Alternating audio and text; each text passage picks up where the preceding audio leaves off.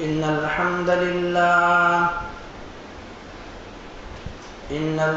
لله نحمده ونستعينه ونستغفره ونعوذ بالله من شرور أنفسنا ومن سيئات أعمالنا من يهده الله فلا مضل له ومن يضلله فلا هادي له وأشهد أن لا إله إلا الله وأشهد أن محمدا عبده ورسوله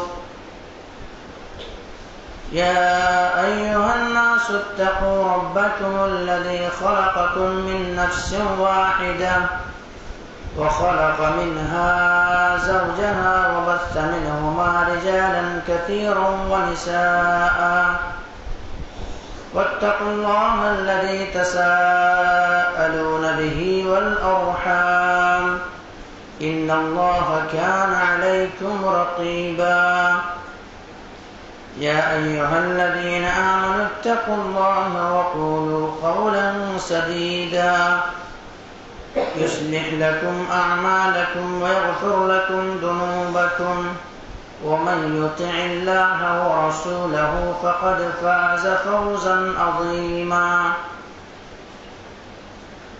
أما بعد فإن خير الحديث كتاب الله وخير الهدي هدي محمد صلى الله عليه وسلم وشر الأمور محدثاتها وكل محدثة بدعة وكل بدعة ضلالة وكل ضلالة في النار فقد قال الله تبارك وتعالى في كلامه المجيد والفرقان الحميد أعوذ بالله من الشيطان الرجيم بسم الله الرحمن الرحيم وإذا سألك عبادي عني فإني قريب أجيب دعوة الداع إذا دعاني فليستجيبوا لي وليؤمنوا بي لعلهم يرشدون وقال الله عز وجل وقال ربكم ادعوني أستجب لكم إن الذين يستكبرون عن عبادي سيدخلون جهنم داخرين وقال النبي صلى الله عليه وسلم الدعاء هو العبادة قال رب اشرح لي صدري ويسر لي أمري واحلل عقدة من لساني يفقهوا قولي رب زدني علما اللهم رب زدني علما سبحانك لا علم لنا إلا ما علمتنا إنك أنت العليم الحكيم لا يكلف الله نفسا إلا وسعها لها ما كسبت وعليها ما اكتسبت ربنا لا تؤاخذنا إن نسينا أو أخطأنا ربنا ولا تحمل علينا إسرا كما حملته على الذين من قبلنا ربنا ولا تحملنا ما لا طاقة لنا به واعف عنا اغفر لنا وارحمنا أنت مولانا فانصرنا على القوم الكافرين محترم हाजिरीन जुम्मा दीनी और मिल्ली भाइयों अजीज़ बच्चों पर्दा नसीं ख़वातीन इस्लाम मेरी मुअज़्ज़ज़ इस्लामी माँ और बहनें तमाम तारीफ़ उस वहदहु ला शरीक खालिक़े कायनात मालिके अर्ज़ व समा के लिए है जिसने हम बने और इंसानों को इस रुए ज़मीन के अंदर पैदा किया और पैदा करने के बाद यूं ही बिला चोचो चरा भटकता हुआ राह पर नहीं छोड़ा बल्कि हमारे रहनुमाई के लिए हमारे रुश्द व हिदायत की खातिर 1 लाख कमोबेश 24,000 अंबिया किराम को इस रुए ज़मीन के अंदर भेजा, इस रुए ज़मीन के अंदर मबऊस किया।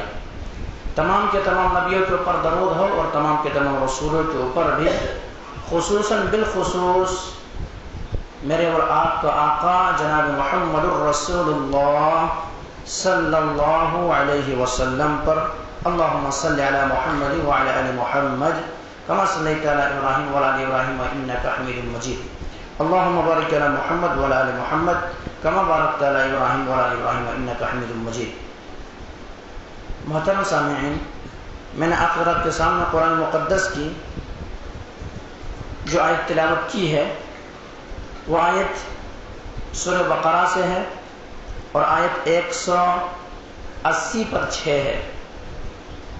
اسی طرح آپ حضرات کے سامنے دوسری آیت جو پڑھی گئی ہے وہ آیت سورہ مومن سے ہے یا سورہ غافر کہہ لیجئے، اس میں سے ہے اور آیت 60 ہے۔ اسی طرح سے آپ حضرات کے سامنے ایک حدیث بھی پڑھی گئی ہے جو کہ سنن ابی داؤد کے اندر موجود ہے۔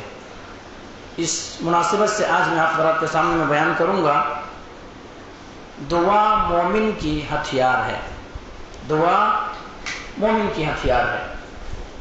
اور رمضان المبارک کے مہینے سے دعاؤں کا بہت زیادہ تعلق ہے، کیونکہ اللہ تبارک و تعالی جہاں پر رمضان المبارک کے مسائل بیان کرتا ہے وہاں ذرا آگے ہٹ کر کے اللہ تبارک و تعالی دعاؤں کا بھی ذکر کیا ہے۔ اس سے یہ پتہ چلتا ہے کہ دعا مومن کا ہتھیار ہے اور دعا رمضان المبارک سے گہرا تعلق رکھتا ہے۔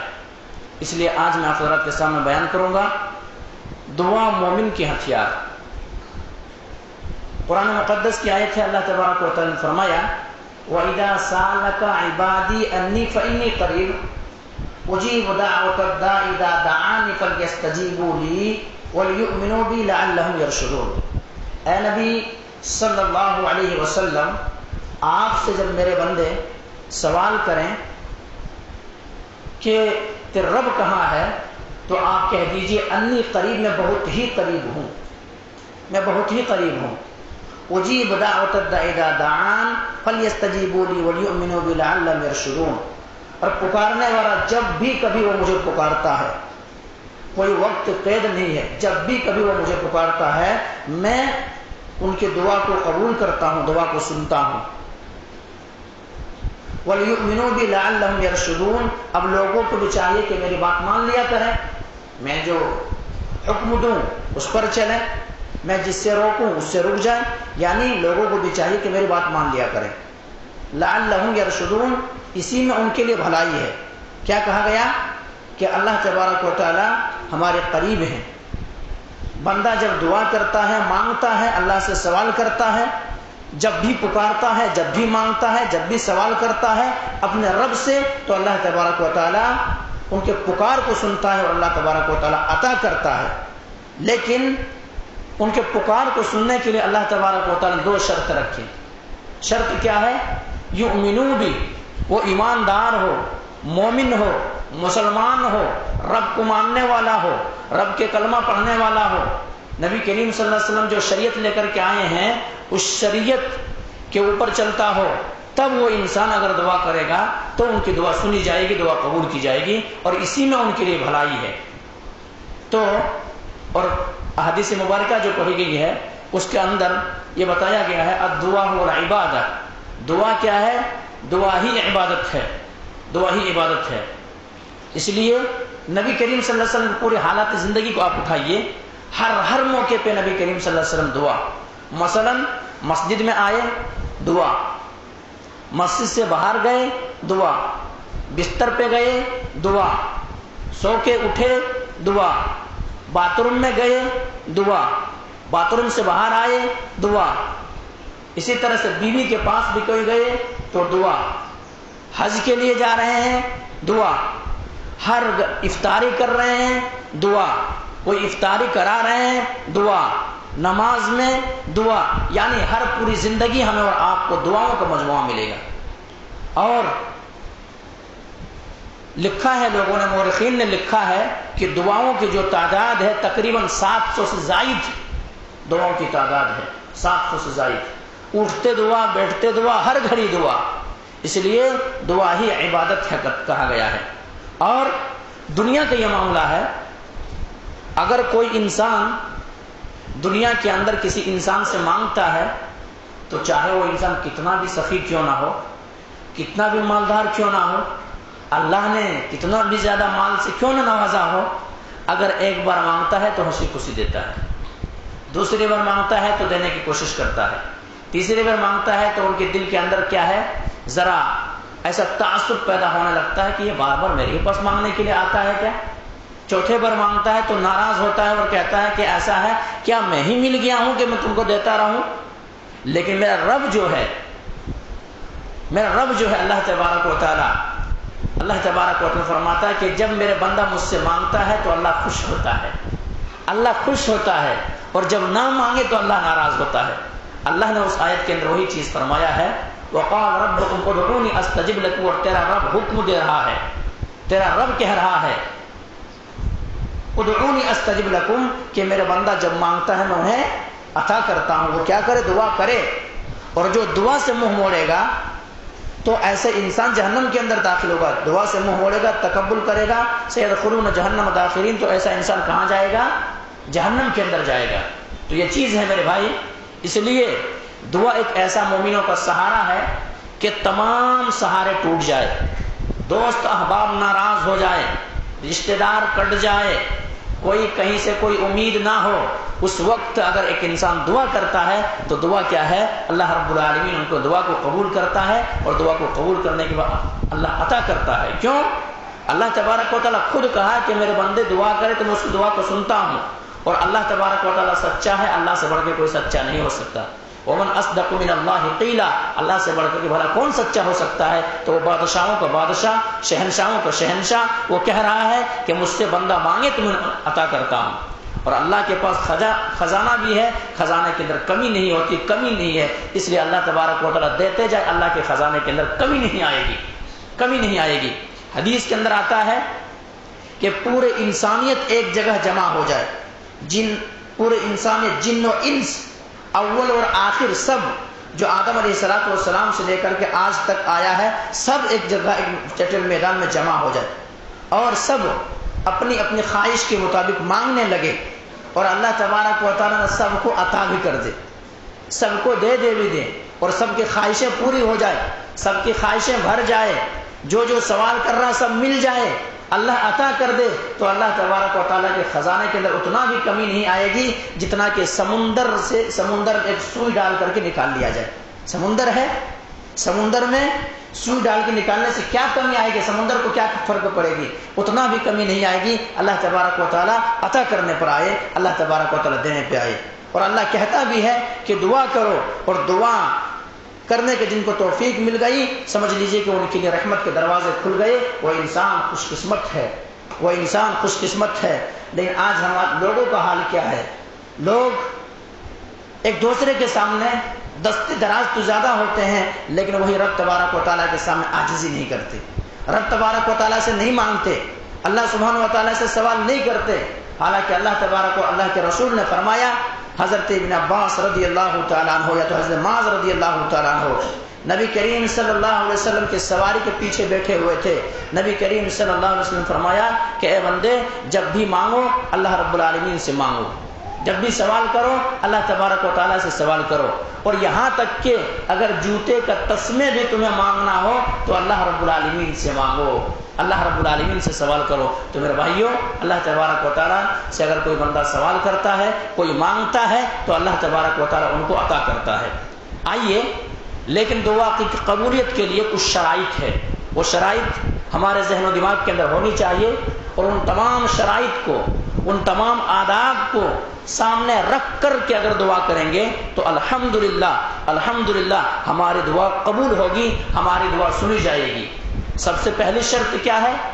سب سے پہلی شرط یہ ہے کہ دعا کرنے والا انسان جو ہے حلال رزق کھاتا ہو، رزق حلال کھاتا ہو، حرام رزق ان کے پیٹ کے اندر نہیں گیا ہو، حرام غذا سے پرورش نہیں ہو رہی ہو، حرام کے کپڑے پہنے ہوئے نہ ہو، حرام کے خون ان کے رگوں میں نہ دوڑ رہا ہو، بلکہ وہ جو کماتا ہو رزق حلال کماتا ہو، حلال رزق کھاتا ہو، اور ایسا انسان، یہ پہلا شرط ہے۔ لیکن ایک انسان حرام خور ہے، حرام خوری کرتا ہے، حرام رزق حلال ان کی زندگی میں نہیں ہے، تو وہ انسان یہاں کیا خانہ کعبہ میں بیٹھ کر بھی دعا کرے تو قبول نہیں ہوگی. یہاں کی تمام سارے دعاؤں کے جو وقت ہے ان اوقات میں دعا کرے تو قبول نہیں ہوگی. کیوں؟ اللہ کے نبی جناب محمد کریم صلی اللہ علیہ وسلم نے ارشاد فرمایا کہ مسافروں کی دعا قبول ہوتی ہے. جو مسافر بندہ ہوتا ہے، سفر کی حالت میں ہوتا ہے، سفر کی صعوبتوں کو برداشت کرتا ہے، بڑی مشقت ہوتی ہے، بڑی پریشانیاں ہوتی ہے، اگر ایسے گھڑی میں اللہ کے بندے دعا کرے تو ان کی دعا قبول ہوتی ہے، ان کی دعا قبول ہوتی ہے. آج ہمارے معاشرے کا حال کیا ہے؟ سفر میں کوئی انسان جاتا ہے، نوجوان اگر ہے، ان کو ذرا موقع مل گیا ہے، بس میں زیادہ وقت لگ رہا ہے، ٹرین میں زیادہ وقت لگ رہا ہے، تو کیا کرتا، ذرا ٹائم پاس کر لیتا ہوں، ذرا ٹائم پاس کرتا ہوں. ٹائم پاس کیا؟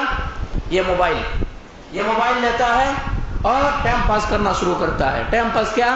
یا تو کسی سے ساتھ چیٹنگ کرنا شروع کر دیتا ہے، یا اگر یہ نہ ہو سکے تو اگر وہ فلم کا عادی ہے، پکچر کا عادی ہے، گانا سننے کا عادی ہے، تو کیا کرتا ہے، ایئر فون لگاتا ہے، یا پھر وہ کیا کرتا ہے، بلوٹوتھ لگاتا ہے اور گانا سننے میں مست مگن ہو جاتا ہے، مست مگن ہو جاتا ہے. حالانکہ اللہ کے نبی جناب محمد کریم صلی اللہ علیہ وسلم نے فرمایا تھا کہ میری قوم کے اندر ایسے ایک دور آئے گا کہ لوگ گانا بجانے کو کیا کرے گا، حلال سمجھ لے گا، حلال سمجھ لے گا. تو اللہ تبارک و تعالیٰ کی مار ان کے اوپر ایسی ہوگی کہ اللہ تبارک و تعالیٰ اس قوم کو کیا کرے گا، برباد کر دے گا، زمین میں دھسا دے گا. آج گانا عام ہے، بجانا عام ہے. انسان نمازی ہے، صوم صلات کا پابند ہے، روزے کی حالت میں ہے، لیکن ان کو اتنا عادی لگا ہوا ہے، اتنا شوقین ہے کہ انسان گانا سے محبت کرتا ہے، گانا سنتا ہے. حالانکہ اللہ تبارک و تعالی نے کیا کہا تھا، الا بذکر اللہ تطمئن القلوب، کہ ایک انسان دلوں کو سکون کہاں سے ملتی ہے، دلوں کو راحت کہاں سے ملتی ہے، دلوں کو سکون وہاں سے ملتی ہے، یعنی اللہ کا ذکر کرنے سے، اللہ کو یاد کرنے سے. اور اللہ نے کہا بھی ہے فاذکرونی اذکرکم واذکرونی ولا تکفرون، کہ تم مجھے یاد کرو میں تمہیں یاد رکھوں گا. تو ایک انسان کو موقع ملا تھا، غنیمت ملا تھا، سفر میں تھے، اگر سفر کی حالت میں تھے وہ انسان کیا کرتا، دعا کرتا، رب سے مانگتا، جنت کا سوال کرتا، جہنم کے سے پناہ مانگتا. لیکن انسان کو وقت ملا ہے، کیا کر رہا ہے، سفر میں بھی ہے تو گانا سننے کا عادی ہے. حالانکہ اللہ کے نبی جناب محمد کریم صلی اللہ علیہ وسلم نے بڑی وعید سنائی ہے گانا وغیرہ سننے والوں کے لیے. آج دیکھیے کانوں میں ایئر فون انسان کو لگا ہوا ہے. یہ روایت کہاں تک میں نے پڑھا کہ جو گانا سنتا ہے تو کل قیامت کے دن ان کے کان میں جو ہے سیسا پگھلا کر کے ڈالے جائیں گے. اور میرے اور آپ کا آقا جناب محمد کریم صلی اللہ علیہ وسلم کا یہ فرمان ہے. نبی کریم صلی اللہ علیہ وسلم جب کوئی بانسری کی آواز سنتے تو اپنے کانوں میں انگلیاں کر لیتے تھے، ایسے انگلی ڈال لیتے تھے. حضرت ابن عمر رضی اللہ تعالیٰ عنہ نبی کے ساتھ ہے، نبی کریم صلی اللہ علیہ وسلم کے ساتھ چل رہے ہیں، نبی کریم صلی اللہ علیہ وسلم کے کانوں میں آواز آتی ہے، بانسری وغیرہ کی آواز آتی ہے، تو نبی کریم صلی اللہ علیہ وسلم کیا کرتے ہیں، اپنے انگلی میں کیا کانوں میں انگلی ڈال لیتے ہیں، انگلی ڈال لیتے. بہت دور تک گزر جانے کے بعد، بہت دور تک چلے جانے کے بعد نبی کریم صلی اللہ علیہ وسلم ابن عمر سے پوچھتے ہیں کیا بانسری بند ہو گئی ہے، کیا گانا کی آواز آنا بند ہو گئی ہے؟ کہتا اللہ کے نبی جناب محمد کریم صلی اللہ علیہ وسلم اب ہمارے کانوں میں وہ شیطان کی آواز نہیں ٹکرا رہی ہے، اب وہ گانا نہیں ٹکرا رہی ہے، بانسری کی آواز نہیں گونج رہی ہے. تب اللہ کے نبی جناب محمد کریم صلی اللہ علیہ وسلم اپنے کیا ہے کانوں سے انگلی نکالتے ہیں. لیکن آج وہی نبی کے ماننے والے، اسی شریعت پہ چلنے والے، اسی کے متبعین اور اپنے آپ کو سب کچھ کہلانے والے، وہی انسان کو، نبی کو اتنا نفرت ہے گانوں سے، نبی کو اتنا، صحابہ کو اتنا نفرت ہے گانوں سے، لیکن اگر سفر کا بھی موقع ملا ہے تو انسان کیا کرتا ہے، سفر کی حالت میں بھی گانا بجانا اور اس میں ٹائم پاس سمجھتا ہے کہ وقت گزاری کے لیے یہی کافی ہے، وقت گزارنے کے لیے یہی کافی ہے. تو میرے نوجوان ساتھیوں، میرے بھائیوں، جو گانا کی عادی ہیں، گانا وغیرہ سنتے ہیں، انہیں اللہ رب العالمین سے توبہ کرنا چاہیے، اللہ رب العالمین سے توبہ کرنا چاہیے کہ بہت بڑی وعید ہے. اللہ تبارک فرمایا کہ وہ انسان وَمِنَ النَّاسِ مَن يَشْتَرِي لَهُ الْحَدِيثَ لِيُضِلَّ عَن سَبِيلِ اللَّهِ. بعض لوگ تو ایسے ہیں جو لہو لعب کو خریدتے ہیں، لعب کو خریدتے ہیں، اور وہ ایسی چیز ہے، ایسی شے ہے کہ وہ اللہ کے ذکر سے انسان کو غافل کر دیتا ہے، اللہ کو یاد سے اللہ انسان کو غافل کر دیتا ہے، انسان گمراہی کے راستے پہ چلا جاتا ہے. تو میرے بھائیوں، ہمیں اور آپ کو اس سے باز آنا چاہیے. نوجوانوں، اگر میں اور آپ سفر کبھی کر رہے ہوں تو اللہ کے رسول کی حدیث ہے، آپ دعا کریں، دعا قبول ہوگی. لیکن اللہ کے رسول نے آگے جا کے فرمایا کہ اگر ایک انسان سفر کی حالت میں بھی ہے، مسافر بھی ہے، سفر بھی کر رہا ہے، اور سفر مسافر کی دعا قبول ہوتی ہے، لیکن وہ انسان سفر کی حالت میں ہے، اپنے رب کے سامنے اپنے دست مبارک کو پھیلایا ہوا ہے، مانگ رہا ہے، یا رب کرتا ہے کہ اے اللہ مجھے عطا کر، لیکن اللہ تبارک و تعالیٰ کی جانب سے جواب آتی ہے کہ میں تمہارے دعا کو کیسے سن لوں؟ تم جو کھایا ہوا ہے وہ تمہارا حرام کا ہے، جو پہنا ہوا ہے وہ حرام کا ہے، جو تم نے پیا ہوا ہے وہ حرام کا ہے، تمہارے دعا کو میں کیسے سنوں؟ تمہارے پیٹ کے اندر جو غذا ہے وہ بھی حرام کا ہے، تمہاری دعا کیسے قبول کروں؟ تمہاری دعا کو میں کیسے سنوں؟ تو دعا کو رد کر دی جاتی ہے صرف اس وجہ سے کیونکہ رزق حلال نہیں ہے، رزق حلال نہیں کھایا ہے۔ اسی لیے میرے بھائیوں، صحابہ کرام بڑی احتیاط کرتے تھے، اس سے بڑی احتیاط کرتے تھے۔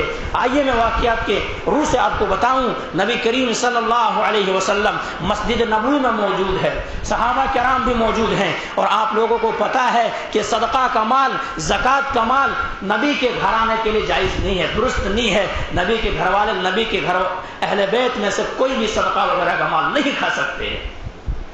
حضرت حسن یا حضرت حسین رضی اللہ تعالیٰ عنہ اسی موقع پر آتے ہیں، اور وہی زکوٰۃ کا جو کھجور ہے، زکوٰۃ کا کوئی غلہ ہے، کوئی اناج ہے، اٹھا کر کے اپنے منہ میں ڈال لیتے ہیں، اٹھا کر کے اپنے منہ میں ڈال لیتے ہیں۔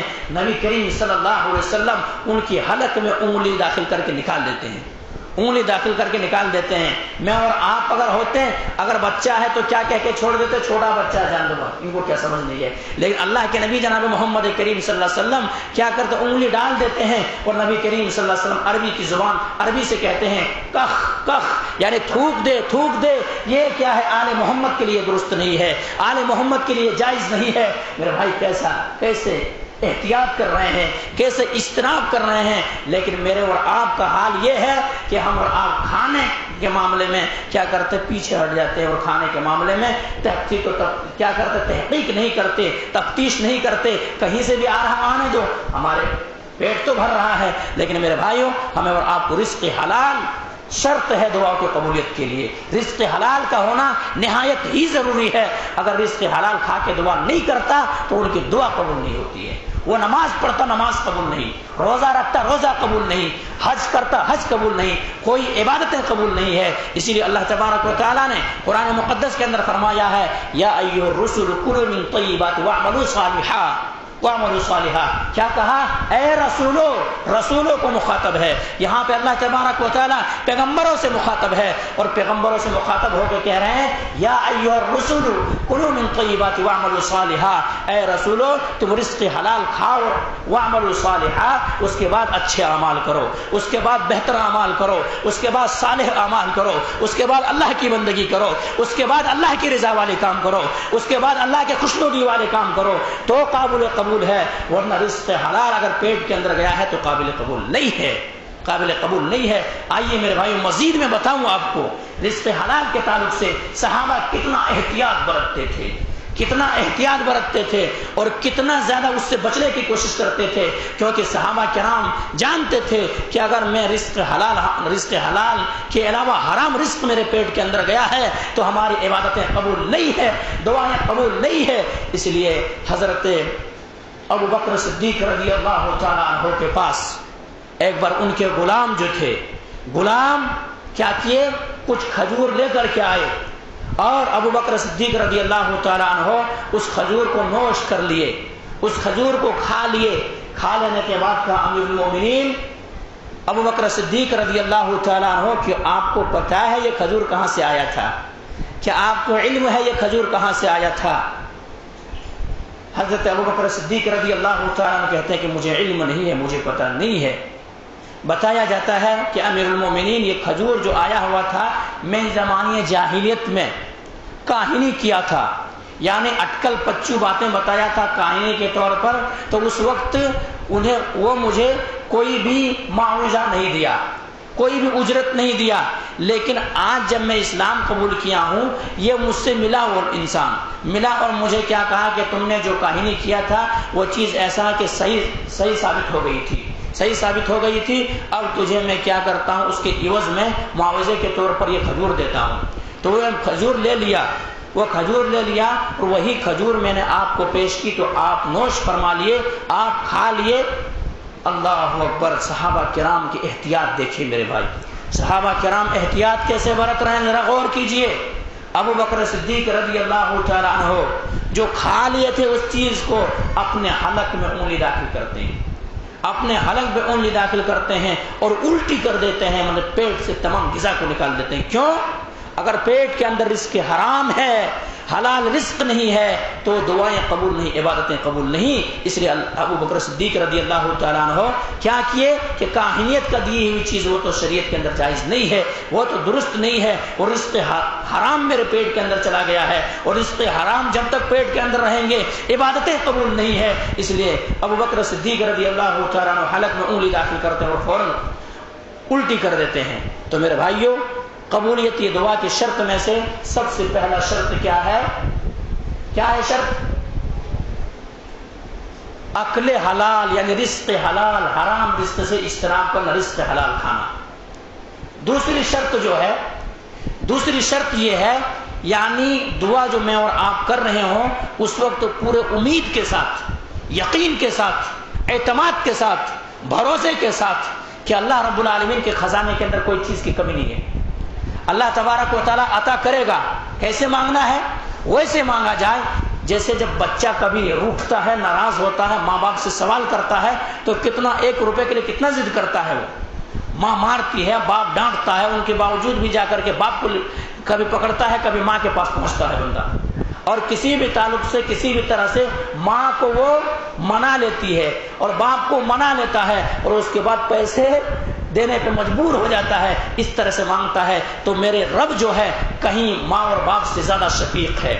لوگ کہتے ہیں کہ 70 ماؤں سے زیادہ رحم کرنا، یہ بات غلط ہے۔ اس سے زیادہ اللہ تبارک و تعالیٰ اپنے بندے کے اوپر رحیم ہے، شفیق ہے۔ پورے یقین کے ساتھ، اعتماد کے ساتھ، اخلاص کے ساتھ اللہ سے مانگیں اور کہیں کہ اللہ تیرے خزانے کے اندر کوئی کمی نہیں ہے، اے اللہ تو عطا کرنے والا ہے، اے اللہ تو عطا کر دے، اے اللہ تو دے دے۔ تو میرے بھائی اس طرح سے مانگیں، یقین کے ساتھ مانگیں، اعتماد کے ساتھ مانگیں، بھروسے کے ساتھ مانگیں، اللہ تبارک و تعالیٰ عطا کرے گا۔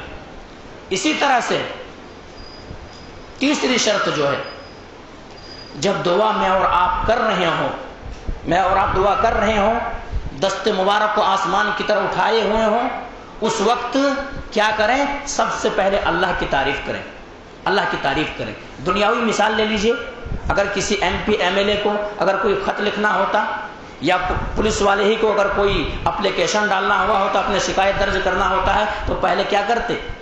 ان کے تعریفیں لکھتے نہیں لکھتے؟ ان کے تعریفیں لکھتے، تعریفیں لکھنے کے بعد پھر اس کے بعد پھر میٹر نیچے لکھتے۔ تو اللہ رب العالمین سے بھی مانگنا ہو تو کیا کریں گے؟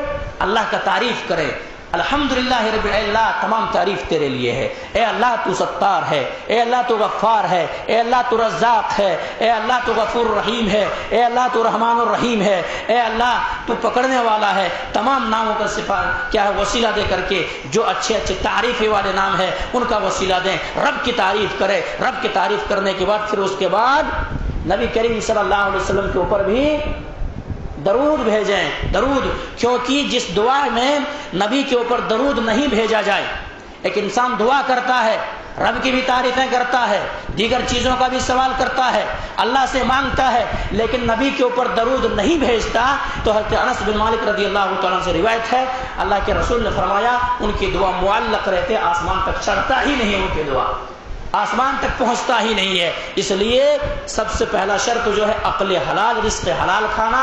دوسری چیز جو ہے نیت کو خالص کرنا اور پورے اعتماد یقین کے ساتھ مانگنا۔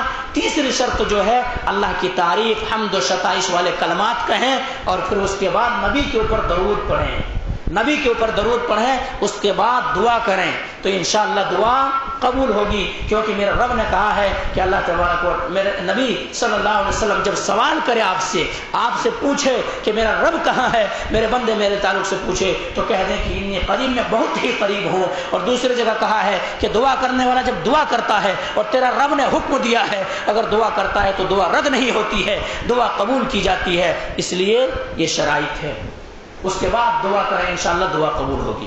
اس کی بھی دلیل ہے، حضرت فضالہ بن عبید رضی اللہ تعالیٰ عنہ مسجد میں آئے، نبی کریم صلی اللہ علیہ وسلم جلوہ افروز تھے، بیٹھے ہوئے تھے، صحابہ کرام بھی بیٹھے ہوئے تھے۔ وہ کیا کرتے؟ نماز پڑھتے ہیں، نماز پڑھنے کے بعد فوراً دعا کرنا شروع کرتے ہیں، مانگنا شروع کر دیتے ہیں۔ اب اللہ کے نبی جناب محمد کریم صلی اللہ علیہ وسلم فرمائے کہ اجلتا، انہوں نے جلدی کی دعا مانگنے میں، جلدی بازی کی۔ صحابہ کرام نے کہا اللہ کے نبی جناب محمد کریم صلی اللہ علیہ وسلم کیا جلدی بازی کی؟ تو اللہ کے نبی جناب محمد کریم صلی اللہ علیہ وسلم فرمایا کہ دعا مانگنے کا آداب یہ ہے، دعا مانگنے کا شرط یہ ہے کہ سب سے پہلے دعا مانگنے سے قبل اللہ کی تعریفیں کی جائے، اللہ کی تعریفیں کی جائے، اس کے بعد نبی کے اوپر درود بھیجا جائے، اس کے بعد دعا اگر کوئی کرتا ہے تو دعا قبول کی جاتی ہے۔ دوسرا شخص ایک آیا اور آ کر کے نماز ادا کیا، نماز پڑھا، نماز پڑھنے کے بعد نبی کریم صلی اللہ علیہ وسلم دیکھ رہے ہیں کہ کیسے وہ دعا کرتے ہیں۔ دعا پہلے وہ اللہ کی تعریف کرتے ہیں، نبی کے اوپر درود پڑھتے ہیں، اس کے بعد اپنے حاجتوں کو رکھتے ہیں، اپنے مشکل کو رکھتے ہیں، اے اللہ مجھے اس چیز کی ضرورت ہے، اے اللہ اس سے مجھے نجات چاہیے۔ اللہ کے رسول نے فرمایا کہ تو دعا کر، تیرے دعا قبول کی جائے گی۔ تو کیا ہے؟ عقل حلال کھانا، نیت کو صاف کر لینا، اسی طرح سے کیا ہے؟ اللہ کی تعریفیں کرنا، نبی کے اوپر درود بھیجنا، اس کے بعد کیا ہے؟ اس کے بعد پھر دعا کرنا۔ تو یہ دعا کی شرائط ہے۔ ان شرائط کے ساتھ الحمدللہ اگر دعا کی جائے گی تو اللہ تبارک و تعالیٰ دعا کو رد نہیں کرے گا۔ اب ہمارے ذہن و دماغ کے اندر ایک خاکہ آتا ہوگا کہ میں کئی دعا کیا لیکن اللہ سنا ہی نہیں، میں کئی دن سے وہ چیز مانگ رہا ہوں، اللہ عطا ہی نہیں کر رہا ہے۔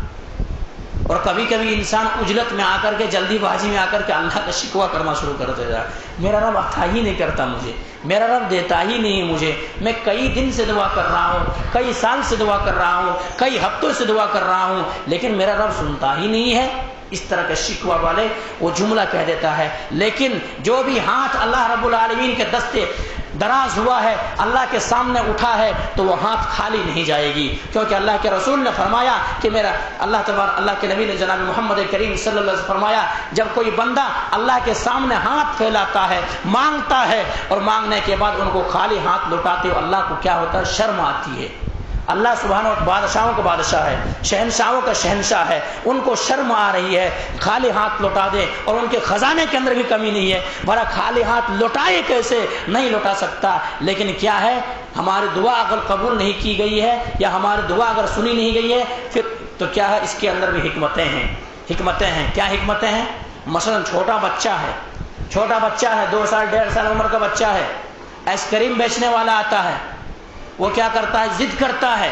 ضد کرتا ہے کہ مجھے وہ چیز دلاؤ، مجھے وہ چیز دلاؤ۔ جو محبت کرنے والے والدین ہوتے ہیں، باپ ہوتے ہیں، وہ چیز کبھی دلائیں گے ان کو؟ وہ چیز کبھی دلائیں گے؟ وہ یہ کہیں گے نہیں بیٹا تمہارے لیے یہ نقصان دہ ہے، تمہیں اگر یہ چیز دے دی جائے گی تمہارے صحت کے لیے خطرہ ہے، تو وہ نہیں دیں گے۔ کیوں؟ وہ ماں باپ سمجھتا ہے کہ میرے بچے کے لیے کیا بھلا ہے، کیا صحیح کیا غلط۔ اسی طرح سے میرا رب جانتا ہے کہ میرا بندہ جو مانگ رہا ہے اس کے لیے یہ چیز صحیح ہے یا غلط ہے، اس لیے اللہ تبارک و تعالیٰ کبھی کیا کرتا ہے؟ دیتا ہے، لیکن ان کے لیے الگ دینے کا ایک الگ طریقہ بدل جاتا ہے۔ اللہ کے نبی نے فرمایا، مسند احمد کی روایت ہے کہ ایک انسان جب دعا کرتا ہے تو دعا قبول ہوتی ہے، اور ان میں سے 3 طرح کی ہے، 3 طرح کی۔ جب انسان دعا کرتا ہے تو دعا فوراً قبول ہو جاتی ہے، کبھی کبھی اللہ کیا کرتا ہے؟ فوراً دعا قبول کر لیتا ہے، یوں ہی مانگا اللہ تبارک و تعالیٰ کو فوراً کیا دیکھا؟ وہ چیز ان کو مل گئی، فوراً قبول کر لی جاتی ہے۔ دوسری چیز، جب دعا کرتا ہے انسان تو دعا بھی کیا ہوتا ہے؟ جو ان کے اوپر آنے والی مصیبتیں ہیں نا، آنے والی پریشانیاں جو ہے، تو وہ مصیبت اور پریشانی وہ دعا کے ذریعے سے کیا ہوتا ہے؟ ٹل جاتی ہے۔ وہ مصیبت رکاوٹیں آ کر کے کھڑی ہو جاتی ہے، رک جاتی ہے، اور مصیبت نہیں آتی ہے۔ تیسری شرط کیا ہے؟ کل قیامت کے دن ان کے نام اعمال میں کیا ہوگا؟ پیش کیا جائے گا۔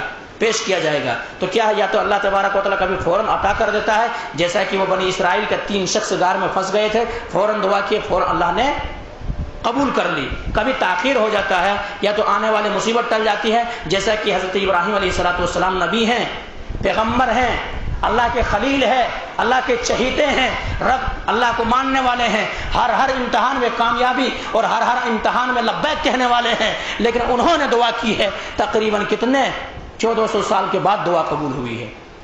1400 سال سے کئی اور دن بیت گئی، اس کے بعد دعا قبول ہوئی ہے۔ ابراہیم علیہ السلام کیا دعا کیے تھے؟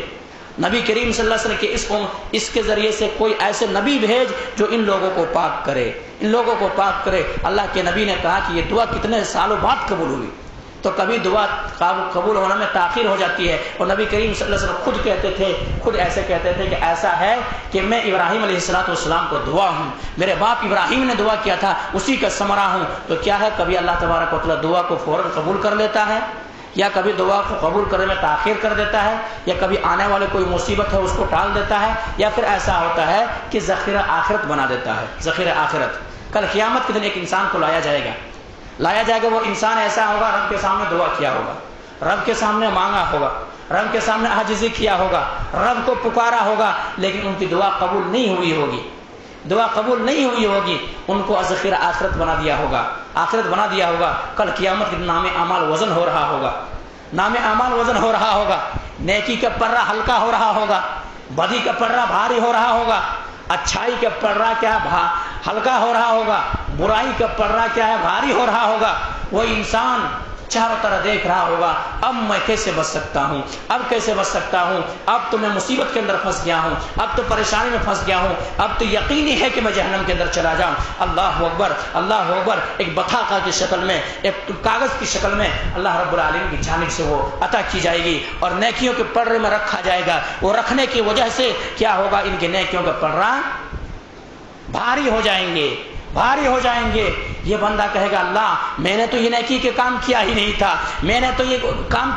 تھا، لیکن آج ایسی مصیبت کی گھڑی میں جہاں پہ جنت و جہنم کا فیصلہ ہو رہے ہو، اور اللہ تبارک و تعالیٰ قرآن کے اندر کہا تھا، کیا کہا تھا، فَمَنْ زُحْزِحَ عَنِ النَّارِ وَأُدْخِلَ الْجَنَّةَ فَقَدْ فَازَ. جو انسان جہنم کے آگ سے بچا لیا گیا اور جنت کے اندر جن کو داخلہ مل گیا، اس کامیابی کی گھڑی پر، اصل کامیابی کی گھڑی پر ایسی مصیبت میں کام آ رہی ہے. اے اللہ، میں نے یہ نیکی کے کام تو کیا ہی نہیں تھا، یہ کہاں سے مل گیا مجھے. اللہ کہے گا، میرے بندے، میں نے کہا تھا کہ دعا کرو تمہاری دعا سنی جائے گی، دعا کرو دعا قبول کی جائے گی. تم نے دنیا کے اندر مانگا تھا، میں نے تمہارے دعا کو نہیں سنا تھا، میں نے اسی کو ذخیرہ آخرت بنا کے رکھا تھا. آج تمہارے کام آ رہے ہیں اور تمہیں سب سے بڑی کامیابی مل رہی ہے. تو میرے بھائیوں، ہمیں اور آپ کو دعا کرنے میں پیچھے نہیں ہٹنا چاہیے. ہمیں اور آپ کو رب سے مانگنا چاہیے. رب عطا کرنے والا ہے. جب یہ دیکھے گا تو وہ انسان آرزو کرے گا، ایک کاش کی دنیا کے اندر ایک بھی ہماری دعا قبول نہ ہوئی ہوتی، سب یہاں آخرت کے اندر ذخیرہ بن جاتے اور پورے میرے نیکیوں میں شامل ہو جاتا. تو میرے بھائیوں، میں آداب دعا کے تعلق سے آپ لوگوں کو بتایا کہ دیکھیے، دعا اللہ تبارک و تعالیٰ، اللہ کے سامنے اگر ہاتھ اٹھ گیا ہے تو اللہ خالی نہیں لوٹاتا. دعا کے یہ طریقے ہیں، یا تو فوراً سن لیتا ہے، یا ذرا تاخیر سے سنتا ہے، یا پھر ایسا ہوتا ہے آنے والے مصیبتیں ٹل جاتی ہے، یا تو آخرت کے لیے ذخیرہ بن جاتا ہے. تو دعا کے شرائط میں سے میں پھر سرسری طور پر بتا کر کے اپنے بات کو ختم کروں گا. دعا کے شرط میں سے سب سے پہلا شرط جو ہے میرے بھائی، رزق کے حلال کھانا ہے، حرام سے بچنا ہے. میرے بھائی، آج ہم اور آپ حرام رزق کے حلال ہمارے پیٹ کے اندر جا رہے ہیں یا نہیں جا رہے ہیں، ہم لوگ غور و فکر نہیں کرتے ہیں. ہمارا اور آپ کو سوچ ایسا، تو پیسہ ہو چاہے جیسا، پیسہ جیسا بھی مل جائے، ہمیں پیسہ ہونا، کہاں سے بھی سود سے آ رہے ہو، کسی کو جہیز کے ذریعے سے آ رہے ہو، حرام خوری سے آ رہی ہو، جھوٹ بول کے آ رہا ہو، کہیں سے بھی آ رہا، پیسہ چاہیے اپنے کو، بس جیب گرم ہونا چاہیے اپنا. پیسہ سب کچھ دنیا میں ہے، پیسہ ہو چاہے جیسا ہو. تو ایسا نہیں، ہم اور آپ جو دیکھیں کہ میں جو کھا رہا ہوں، جو پی رہا ہوں، اس کے حلال ہے یا نہیں. یہ پہلا شرط. دوسری شرط جو ہے، نیت کو خالص کر لیں، اللہ سے یقین کے ساتھ مانگیں. تیسری شرط جو ہے، رب تبارک و تعالیٰ کی حمد تعریف کریں.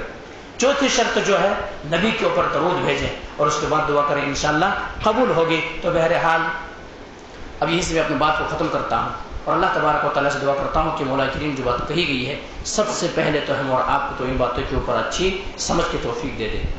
اس کے بعد مولا کریم ہم تمام مسلمانوں کو مولا کریم جس طرح سے حقیقی معنوں میں جیسے تجھ سے سوال کرنے کا طریقہ ہے، جیسے تجھے مانگنے کا طریقہ ہے، جو آداب ہے، مولا کریم ہم تمام مسلمانوں کو آداب کو ملحوظ رکھ کر کے مولا کریم تو اسی طرح سے مانگنے کی توفیق دے دے.